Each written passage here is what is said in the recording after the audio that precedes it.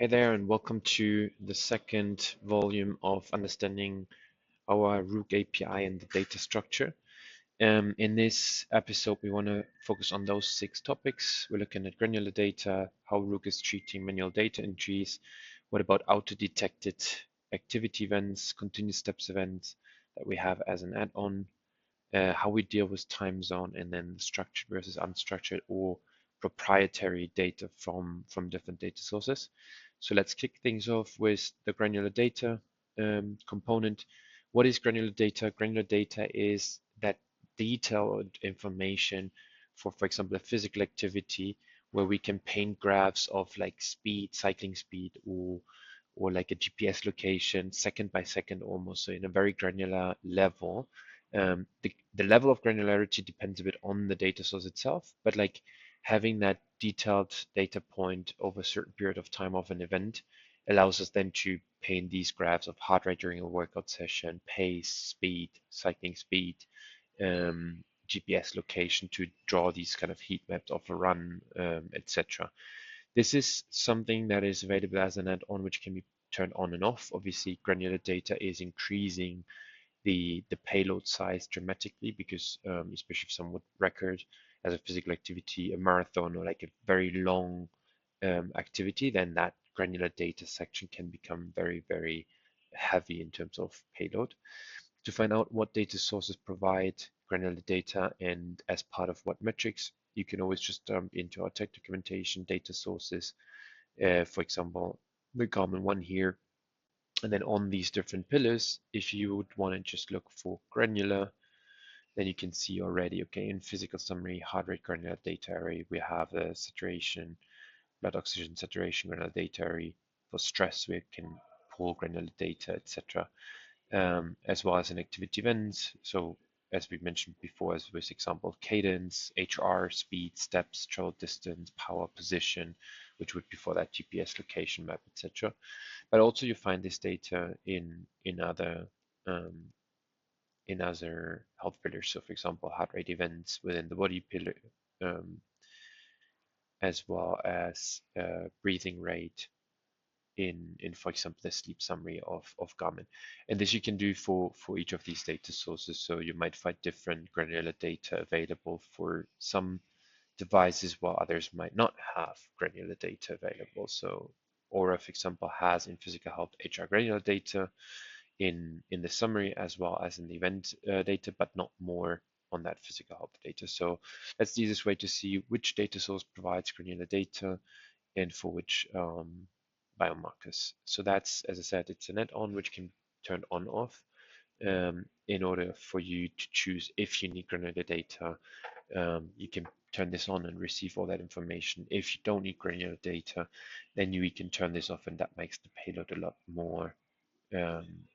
lot less heavy. The second topic we want to touch base on is manual data entries.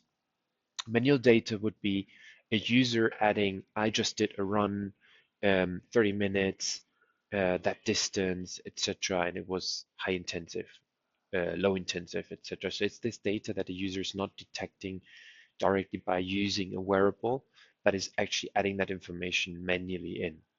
Now, for some data points that make a lot of sense. So one good example is nutrition data. Today, most of the data, if someone puts data into a MyFitnessPal, etc., on nutrition side is logged manually. But when it comes to physical activity or other metrics, often those manual entries are not very accurate. So we have in the knowledge base of ROOK, you can look for an article called Handling Manual Data Entries in ROOK, which goes a bit deeper. But generally speaking, most of the manual data that is entered, we would be not passing along. So we would block that data from going through just because of that same issue of it's not often very accurate. It's not often, maybe even not even real data. So that's then flagged and taken out. There's a little bit of detail here of like what data sources allow for some manual entries and which ones are not allowing for manual data entry. But that's a very important aspect to keep in mind for like accurately understanding how that data is being used. And also when you test the solution, you might be creating some manual data to test and wondering, hey, why is that data not coming through? that might be the reason, because it might be blocked from our end. The next point we want to look at is auto-detected events.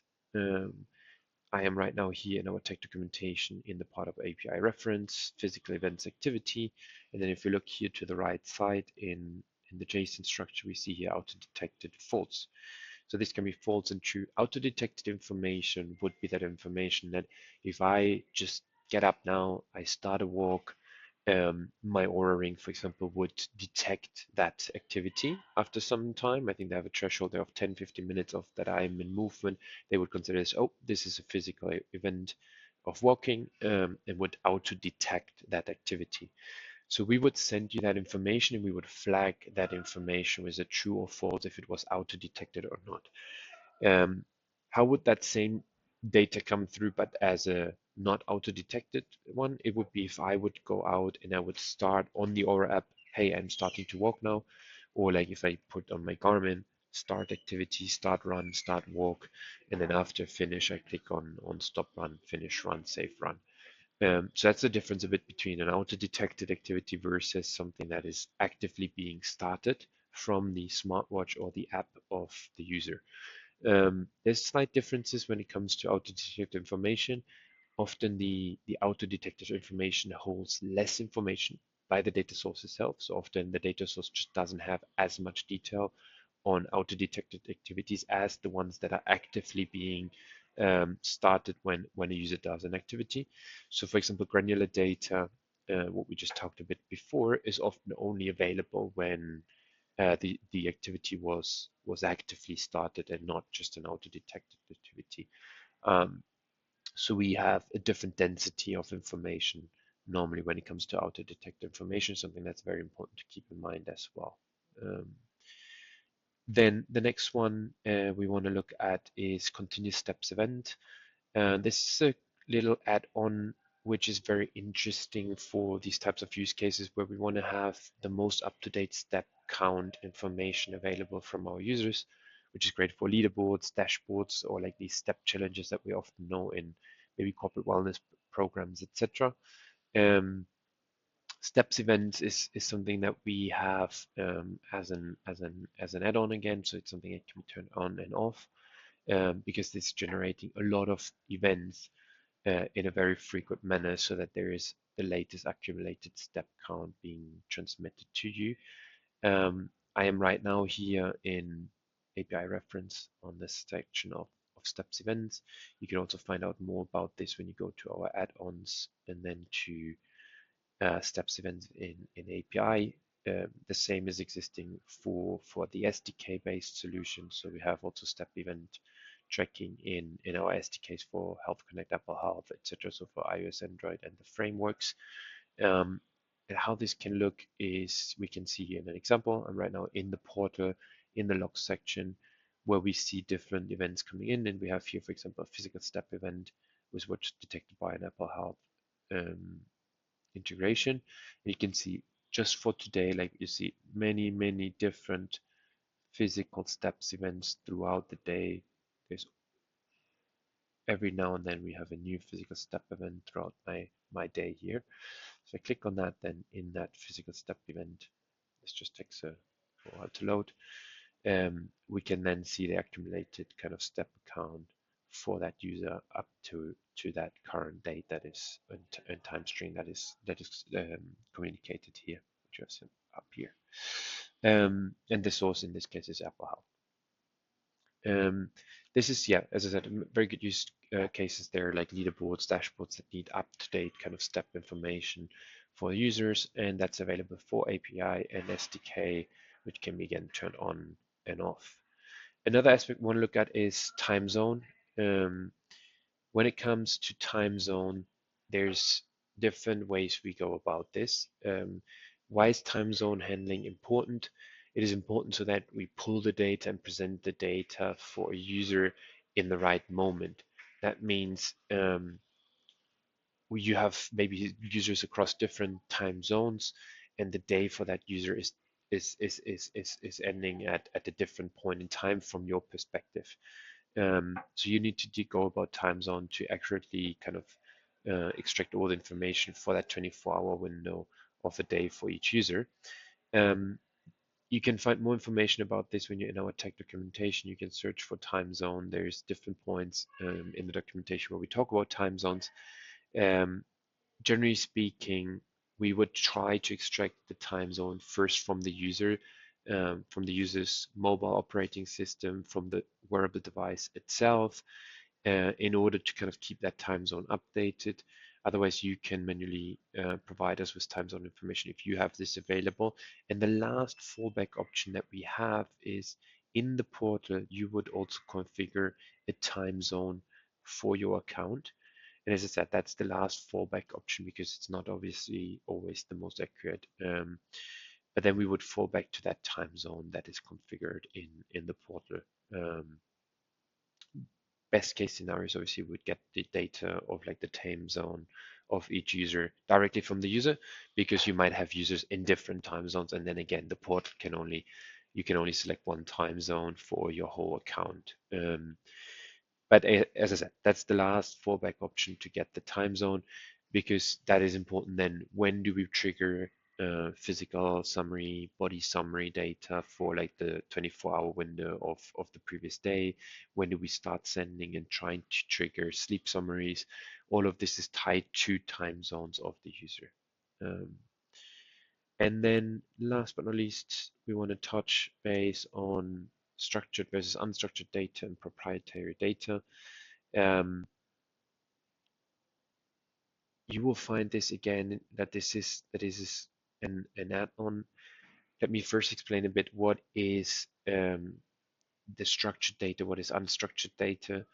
Generally speaking, when you look at our API reference, what you will find is that most of the data is the structured data that we provide. So it is all that information that we would extract, and we can comparably define and structure out for all the different data sources, such as heart rate, HRV, time spent active, inactive, distance, step count, calorie consumption, etc. From all the different data sources, these are data fields that we structure, and we provide one single format for all data sources. But then there is data sources that have their own proprietary data. So a Garmin has a body battery, um, like a Whoop has a recovery score, which are proprietary to them because there is own IP and algorithms behind these metrics, which don't make them necessarily comparable from one device to the other device. Um, we still have that data available, and we can send that information on, but this would be sitting then in a non-structured data array. So what we find here, which I just opened here, is an example of a Garmin data set that we have sent on, um, and data like a body battery, a fitness age, which is calculated by Garmin. These are metrics that we can't put into the structured data set because we don't know exactly what is the calculation that Garmin applies to this fitness age or to the body battery. So we can't compare the body battery to the recovery score of Whoop to the readiness score of Aura. But this data shouldn't be lost because it might be still very valuable for your use case. And we would send you that information as part of the non-structured data. So there's a lot of interesting information still sitting in the unstructured data of all the different data sources that we capture data from that we send on to you. And again, this can be activated or deactivated, making the payload again a bit bigger if that is required or of interest. And if you don't need that type of information, you can turn that non-structured data off, and then you don't receive that type of information. That's the topics we wanted to cover today. I hope this was very helpful. If there's any questions, feel free to reach out. We're here to help. Thanks so much.